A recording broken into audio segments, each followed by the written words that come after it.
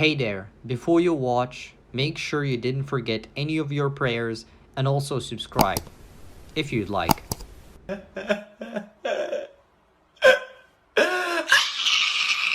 So yesterday, I was just chilling and minding my own business, just scrolling on YouTube. And I come across a very interesting video. Now, to not promote the nonsense and atrocious and quite frankly hideous shubuhat about Islam that I heard in that video, I'll just say the video had some rather lackluster contradictions in the Quran. Now, I could go through each one of them and make some kind of refutational video thing, and I will be making a refutational video very soon. Mashallah, brother! But who am I kidding? Because the doubts this guy was spreading in his video as an apparent contradiction in the Quran were all already answered like a billion times over. Everything he said was just down to a bunch of ad hoc interpretation of the text. You idiot. You're honestly an idiot. I don't know what's wrong with you. So given that the guy who made the video was a Christian apologist, I was like, maybe the best way to teach these people what an actual contradiction looks like is maybe I should just show them one in their own Bible. So to not overwhelm our Christian buddies that I'm not doing this video to spread any hate towards them, rather I'm doing this to shed the light upon the elephant in the room. Let's start with some lightweight numeric contradictions first.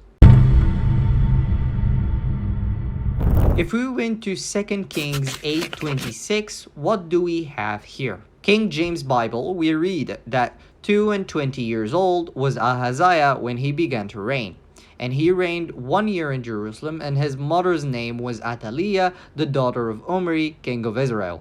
But unfortunately, it looks like that in 2 Chronicles 22:2 has something to say about this 22 years. In King James Bible, we read again that 42 years old was Ahaziah when he began to reign, and he reigned 1 year in Jerusalem. His mother's name was Athaliah, the daughter of Omri. So the question is, was Ahaziah 22 or 40 years old when he began to rule over Jerusalem? And you can't say this is some kind of different ruling, because it literally states in both of them that he reigned for 1 single year. And you can't say he's another figure because his mother is Athaliah, the daughter of Omri. Now, this is what we call a clear contradiction, or at least an error in the Bible. The writer of Chronicles say 2 and 40, which is absolutely impossible since his father was about 40 when he died. And you can see this in 2 Chronicles 21:20. We read that 32 years old was he when he began to reign, and he reigned in Jerusalem for 8 years, meaning 32 plus 8 equals 40 years. So how did Ahaziah rule at 42 when his own father died at 40, who was ruling Jerusalem for 2 years? Now move on to the second contradiction.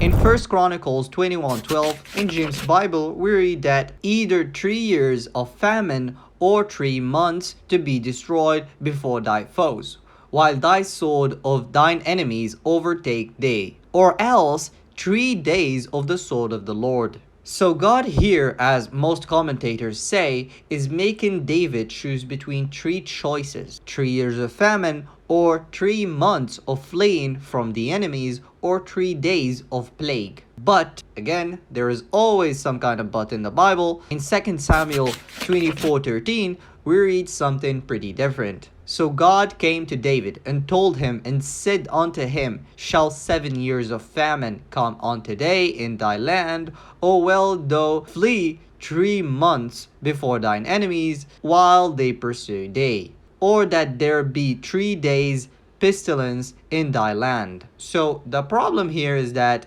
in this one, the choices given to David are actually 7 years of famine, or 3 months of fleeing from the enemies, or 3 days of plague. So the question remains, how many years of famine David was threatened with?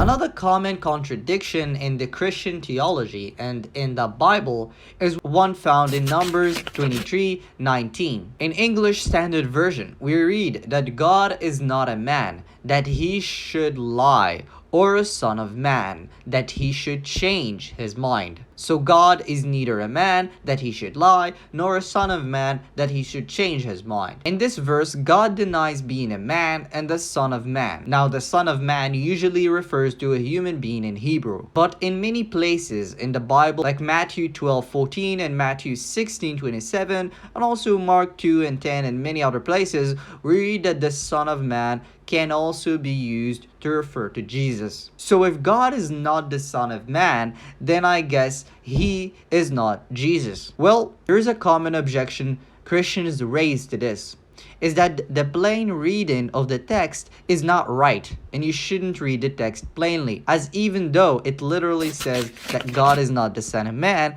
that he should change his mind, this only says not a man in the sense that he would change his mind. And he could be a man, but he wouldn't change his mind if he was. Well, the problem is, this is also a bit problematic, as Jesus is believed to be fully man and fully God. So if he's fully God, he must not change his mind, right? Although he's fully man, he's still fully God, so he must not change his mind. Well, there are multiple instances in the Bible where he does just that. If we open the Canaanite women stories in Matthew 15:21-28, we see a Canaanite woman begging Jesus to heal her daughter. She says, "Lord, son of David, have mercy on me." And Jesus replies, in refusal to her demand, "I was sent only to the lost sheep of Israel." Then she persists and she begs again. Then Jesus says, "It is not right to take the children's bread and toss it to the dogs." Although this is something problematic in itself, as how is this not immoral? But that's not the question here. Jesus is clearly refusing this. But then she begs again and again, but this time she says, "Yes, Lord, but even the dogs eat the crumbles that fall from the master's table." So Jesus here was finally convinced about the begging from this woman, and then Jesus changes his stance and says, "Woman, you have a great fate. Your request is granted now." But if this is not enough, we have even more. There are multiple instances like this throughout the Bible.